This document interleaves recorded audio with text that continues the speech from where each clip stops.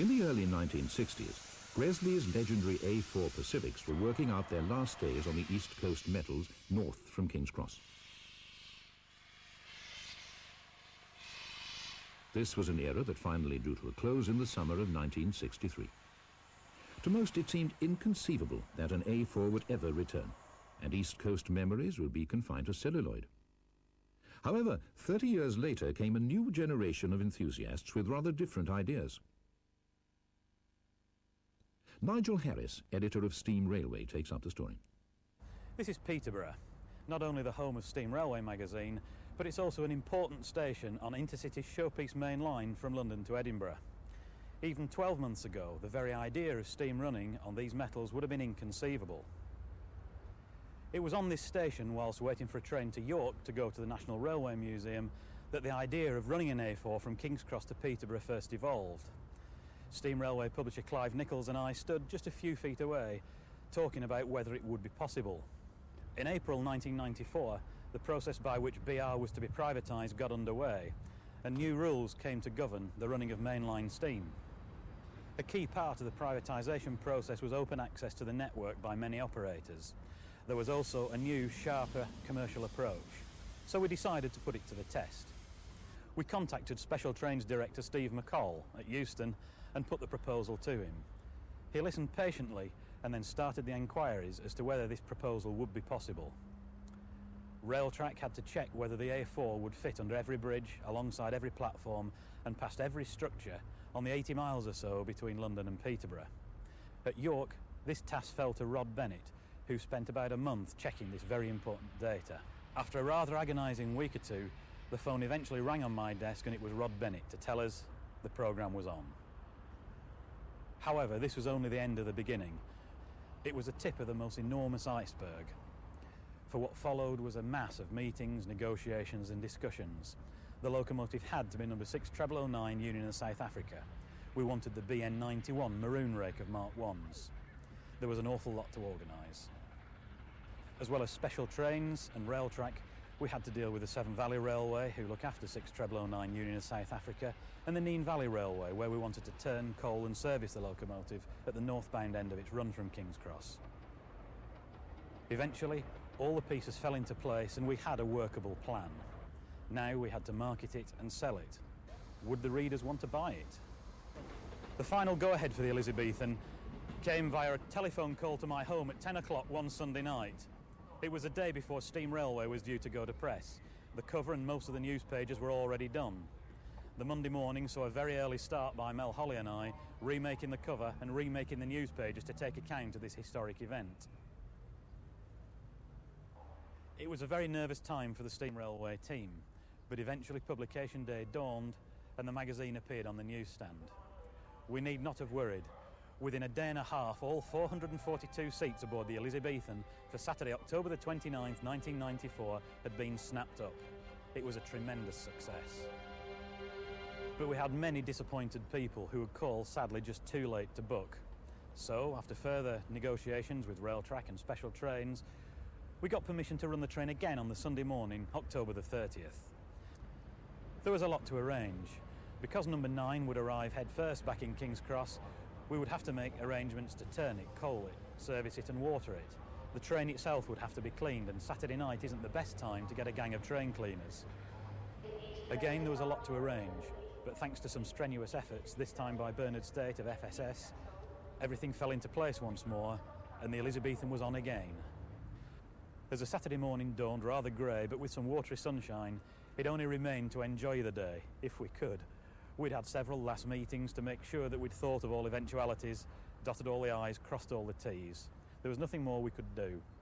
At Bounds Green, just up the line, number 9 was being cleaned and fired up ready for this very special day. We were on the station and it only remained to do it. The passengers were gathering and departure time was drawing near.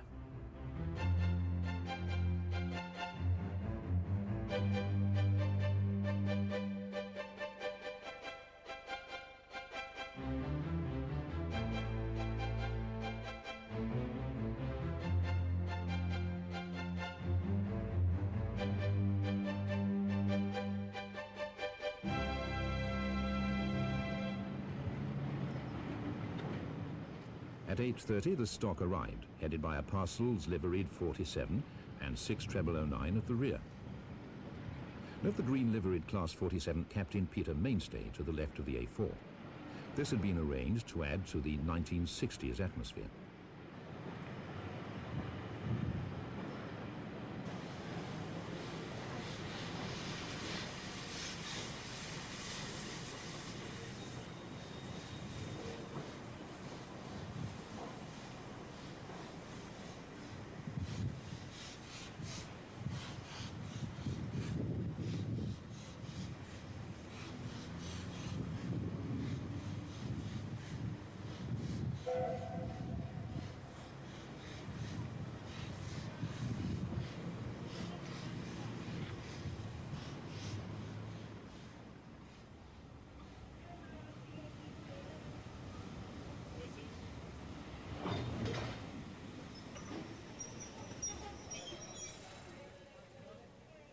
Six 0009, Union of South Africa, was recreating a famous named train of the steam era. Frank Mays worked on the top link duties of the 50s. The Elizabethan ran in the summer months. The summer working at King's Cross usually started middle towards the end of May, when the summer timetables came out, and finished in September. But the Elizabethan only worked from round about the end of June or the first week in July through to the Edinburgh Festival. So it ran for a period of 11 or 12 weeks at the very most. In fact, we started the Elizabethan off on the inauguration of the reduced timing, when the time was reduced from 6 hours 45 King's Cross Edinburgh to 6 hours 30, when we set up a world record for the fastest time from King's Cross to Edinburgh non-stop. There had, in fact, been faster timings before the war on the King's Cross to Edinburgh run, although surprisingly, these were not non-stop services. Most of the drivers who were sort of enthusiasts as well as being professional railwaymen, they would try and keep the wheels turning if the signals were at caution or at danger to achieve this non-stop. But of course, sometimes it was unavoidable and you would be brought to a stand for signals. 50% of the time it would run non-stop. Well, the usual procedure at King's Cross was to build up the fire in the back corners and under the door before you left the shed, and then top up the tender under the hopper. And then if you had two good drivers, you could go through to Edinburgh and still have somewhere in the region of 1.5 ton to 2 ton of coal still left on the tender. But on the other hand, if you had heavy-handed drivers, then you could be struggling for coal, and indeed some drivers ran out of coal, at Potter's Bar, and ran downhill into King's Cross with no more coal on the tender. The coal that we had at King's Cross was usually Grimesthorpe, hard Yorkshire steam coal, or coal from Nottinghamshire. And the coal, when the tender was loaded up again, it was put on a ton at a time and broken up by the firemen, who relieved the top link men on arrival at King's Cross the day previous. So when the train arrived in King's Cross, then they were relieved by the shed-men, and they would take the loco into the little depot at the side of King's Cross station, and they would coal the engine there 1 ton at a time and break it up. And then it would be taken to top shed, and the fire would be cleaned and thrown out, and the engine would be washed out and lit up again next morning in the early hours of the, around about 5 o'clock time. King's Cross men used to work from King's Cross to halfway point, which was just north of York. But as a general rule, the Haymarket men who had ridden in the train from King's Cross They used to come through at York and relieve us at York because they'd learnt the road to York. So and the speed was 30 miles an hour, so it was an ideal place to change over. So they would come through at York and relieve us about 10 miles before the actual halfway point. You just said a few words, you just say she's a good one, everything's all right, the boiler's all right, the injectors are all right. And we would change over in a matter of a space of a minute or 2 minutes at the very most. You wasn't long changing over. There were two particular places where I liked, particularly on the up road. That was between Darlington and York, which was a distance of 44 miles. And the sea level difference between York Station and Darlington Station was 44 feet. So it was a gradual, slow, a gradual falling gradient, but it was noticeable. And of course the other place was the Stoke Bank, where we used to come down there with the Elizabethan and the Yorkshire Pullman, well, not the Yorkshire Pullman, the Teestime Pullman, and we could touch 100 miles an hour quite easy down that stretch of the bank. Well, with drivers like Bill Owl and some others, the speed merchants, I am confident myself that it was done daily.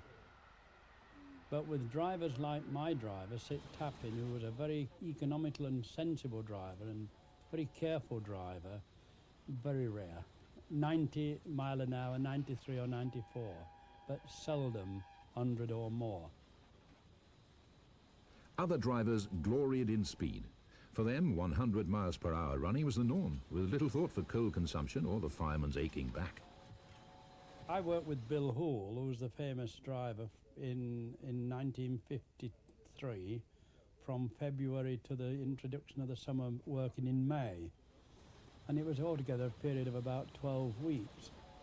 And a lot of the work that we had, we used to go up Stoke Bank, working down road from King's Cross, and stop at Grantham and change engines at Grantham. And often when we went over the top at Stoke, the water in the gauge column would disappear out of sight, and it wouldn't appear again until we were running into Grantham Station to stop and change over. So you did, you were trying to look where the water had gone to and hoping that you wouldn't drop a lead plug.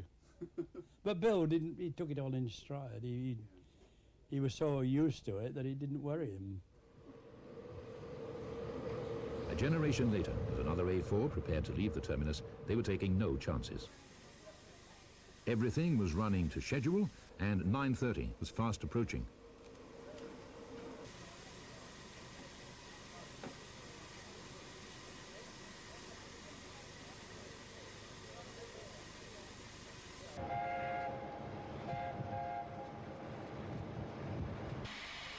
So, as the rain cleared from the skies above King's Cross, the Elizabethan of the 1990s was to depart.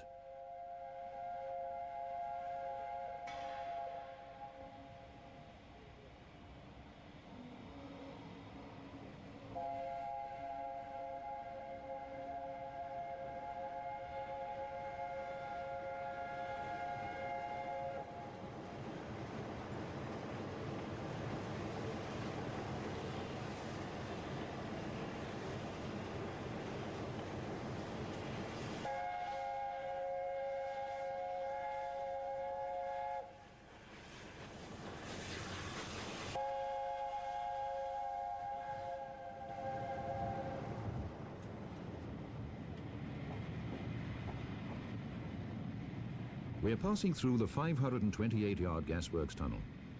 Faced with a standing start from the station, the gradient of 1 in 107 through and beyond this tunnel poses a real challenge for steam.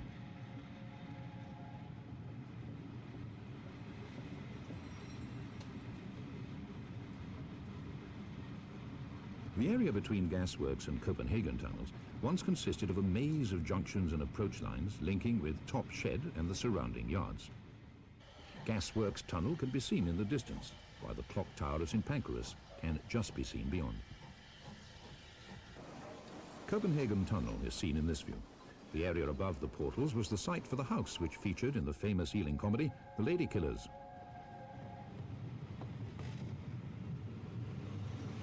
35 years later, we enter the same tunnel, again behind steam haulage.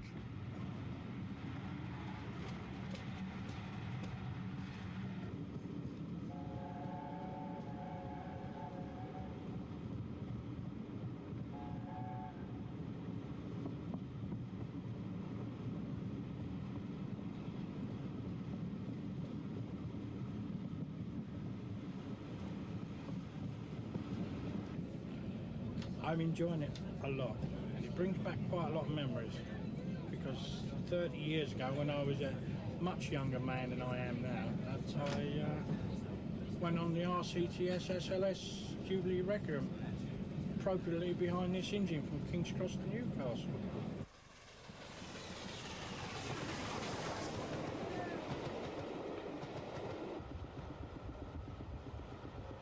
The Jubilee Requiem heads north through Hitchin, behind 60009.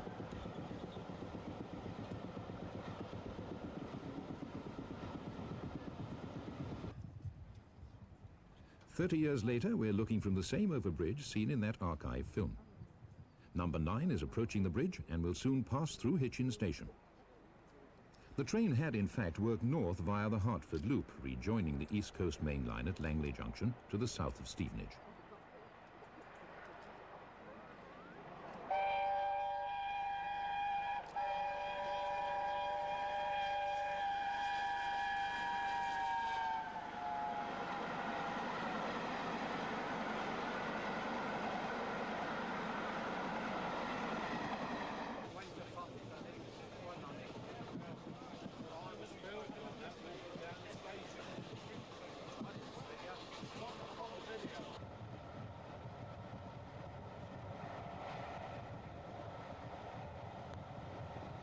The next location is Sandy. In steam days, this was a bottleneck for East Coast traffic.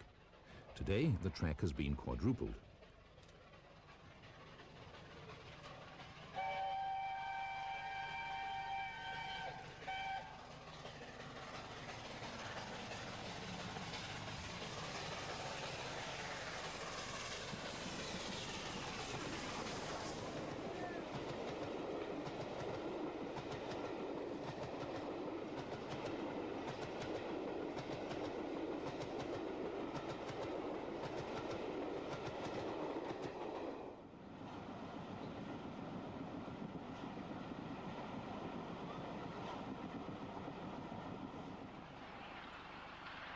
In a reminder of the days of steam, 60009 travels on a line with no overhead wires and with blood and custard coaching stock and a maroon coach.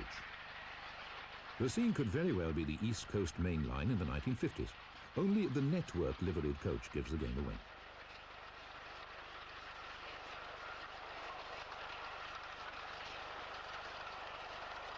In fact, this is the Nene Valley Railway, just a couple of miles away from the East Coast Main Line.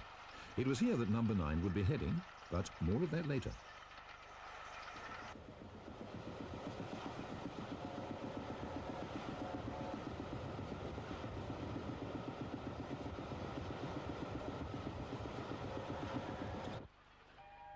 Huntingdon marks the point where the line begins a gentle climb of 1 in 200 to a summit near Abbots Ripton.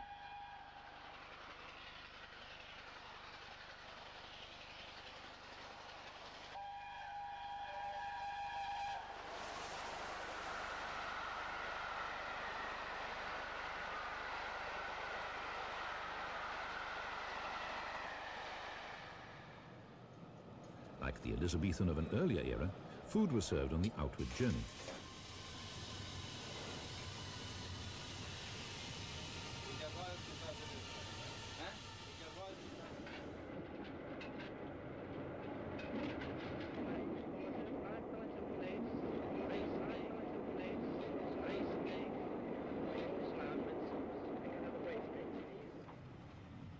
Finally comes Peterborough and the Nene Valley Railway's terminus, seen to the west of the main line.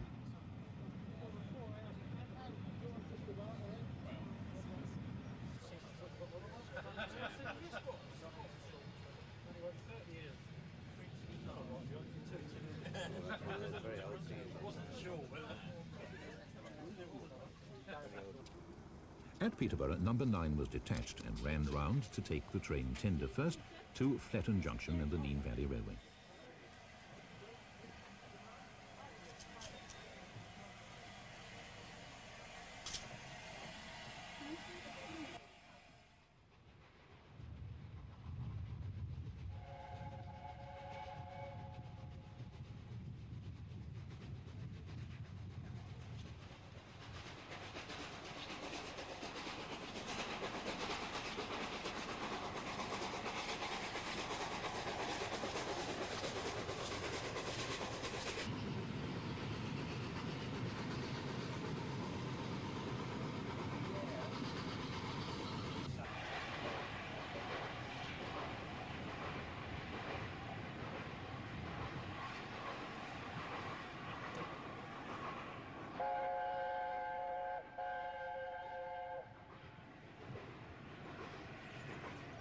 In the distance, steam railways offices dominate the main line and the southern approaches to Peterborough.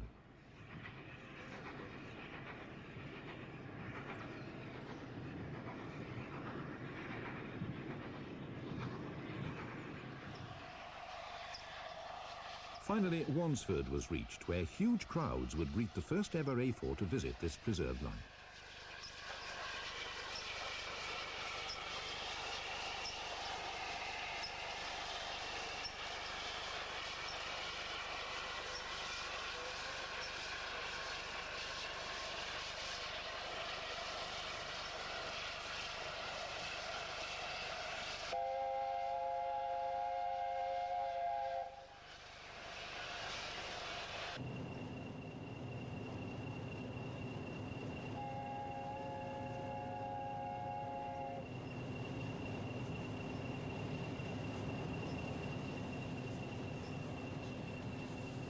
John Cameron, the owner, saved the A4 from the scrapyard in the 1960s. Yeah, well, I think things have gone so far. We've still got a home leg to do, but yesterday was obviously a great success. I think the fact that, 30 years after the last regular steam run went out at King's Cross, 30 years to the day, in fact, I think it's quite memorable that we've been allowed to do another steam run. I think it's very fitting that we get the same locomotive that hauled the last regular train out 30 years ago to come and do the first run out yesterday, and everyone seemed to enjoy themselves. We had a good run. The old engine still seems to be going pretty well, and we give them, we're now one of the engines, as you know, that can authorise to run 75 miles an hour, and we did just that yesterday, and give them all a good run. Today I think was even better. We got a clearer run today, and as you know, into Peterborough 2-3 minutes early. That's always a positive sign.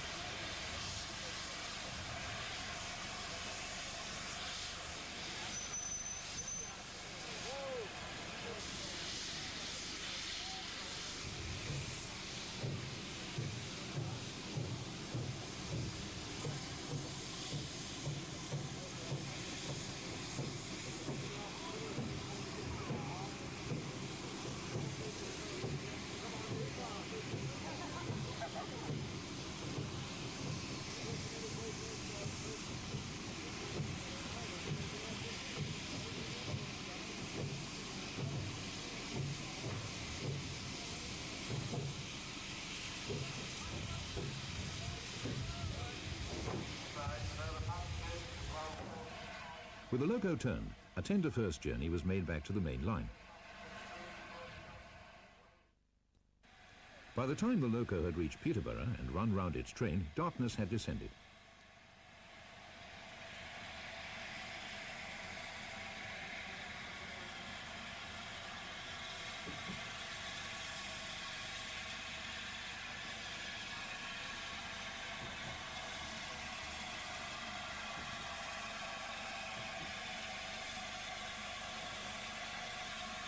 We'll now take the night train for King's Cross.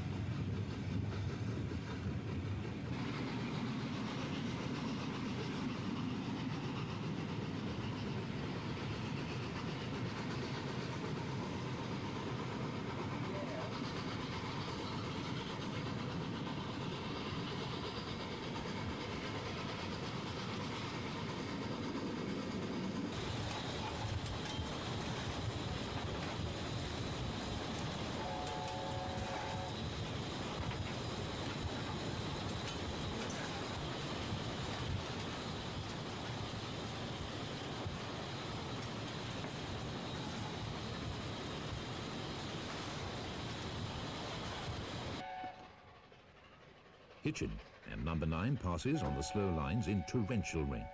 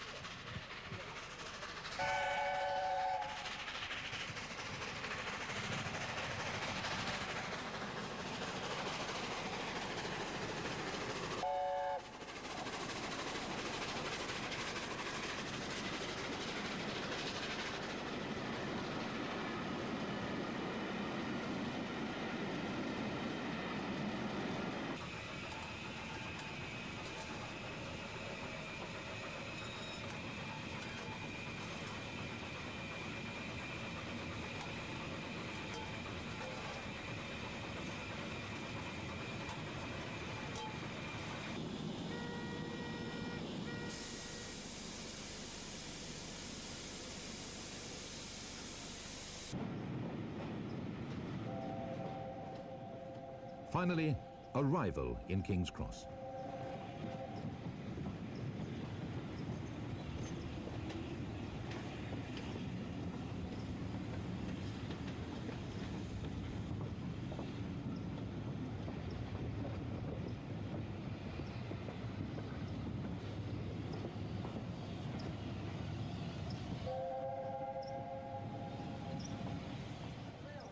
As 6 treble 09 slowly entered Platform 1, the scale of the achievement was becoming clear.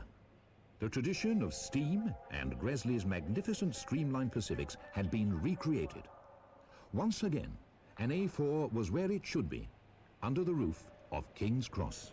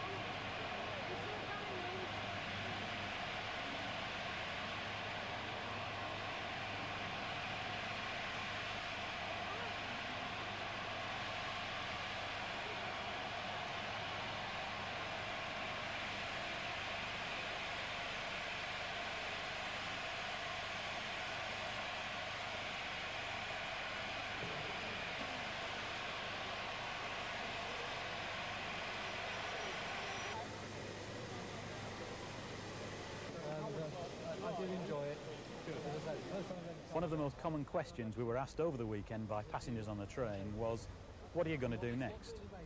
Well, we brought an A4 from King's Cross to Peterborough. Grantham and York are, of course, in that direction. Operationally, the weekend went without a hitch. Open access was proved to have worked. Working together, we really did make a dream come true.